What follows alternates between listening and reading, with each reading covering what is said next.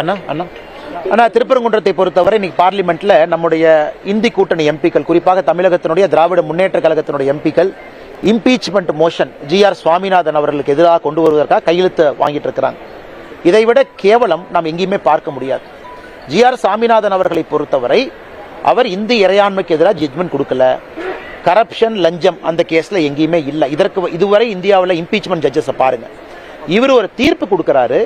அந்த தீர்ப்பு திராவிட முன்னேற்ற கழகத்திற்கு பிடிக்கவில்லை என்கின்ற ஒரே காரணத்திற்காக நாங்கள் இம்பீச்மெண்ட் மோஷன் கொண்டு வருவோம் என்று டெல்லியில் திமுக எம்பிக்கள் இந்தி கூட்டணி எம்பிக்களை பார்த்து கையெழுத்து வேட்டை ஆரம்பிச்சிடும். நிச்சயமா தோக்கத்தான் போகுது. அவங்களுக்கு எதிர்பார்த்த கையெழுத்து வரப்போறதில்லை, அந்த கோரம் கிடைக்க போறதில்லை. ஆனால் எதற்கு தமிழக மக்களுக்கு நாங்கள் சொல்லுகின்றோம் என்றால், நீங்க மக்கள் பார்க்கணும்.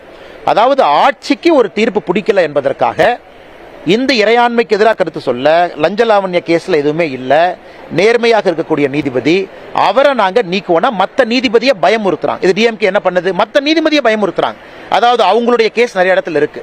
எனக்கு டிஎம்கேவுடைய மினிஸ்டர்ஸ், டிஎம்கேவுடைய மூத்த தலைவர்களுடைய கரப்ஷன் கேசஸ் பல இடத்துல இருக்கு. அவங்கள மிரட்டல் பண்றாங்களா? அதை வச்சு தமிழகத்தில் ஜிஆர் சுவாமிநாதன் என்கின்ற பெயரை வைத்துக் கொண்டு பாராளுமன்றத்தில் இம்பீச்மெண்ட் மோஷன் மூலமாக தமிழகத்தில் இருக்கக்கூடிய மற்ற நீதிபதிகளை திராவிட முன்னேற்ற கழகம் மிரட்டி பார்க்கின்றார்களா என்கின்ற கேள்விதான் மக்கள் மன்றத்தில் வைக்கிறோம். அதனால இதை பத்திரிகை நண்பர்களும் தட்டி கேட்கணும். இம்பீச்மெண்ட் பண்ற அளவுக்கு என்ன? அதான் சுப்ரீம் கோர்ட் அப்பீல் போயிருக்கீங்களே. Supreme court appeal GR Swaminathan அவங்க தப்பு பண்ணாங்கன்னு சொன்னாங்களா? சொல்லலையே. அப்புறம் இதுக்கு இம்பீச்மெண்ட் மோஷனுக்கு போறீங்க? இதிலே தெரியுது இந்தி கூட்டணி திராவிட முன்னேற்ற கழகத்தினுடைய மனது எப்படி இருக்கு அப்படின்னு.